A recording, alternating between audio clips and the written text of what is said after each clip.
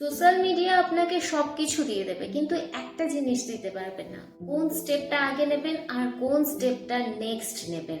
আপনি হেলথের অনেক নলেজ পেয়ে যাবেন, PCOD, PMS, diet, exercise, lifestyle, কিন্তু সবকিছুই হয়ে যাবে র্যান্ডম নলেজ।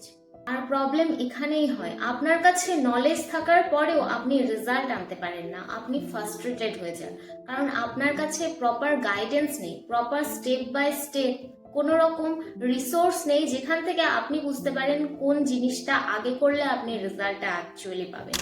যাতে আপনি এই কনফিউশন থেকে খুব তাড়াতাড়ি মুক্তি পেয়ে যান, সেই জন্য আমি আপনার জন্য ক্রিয়েট করেছি 3 ডে পিসিওডি রিসেট চ্যালেঞ্জ, যেখানে আমি স্টেপ বাই স্টেপ গাইড করেছি কোন স্টেপটা আপনার আগে নেওয়া উচিত, কোন স্টেপটা পরে।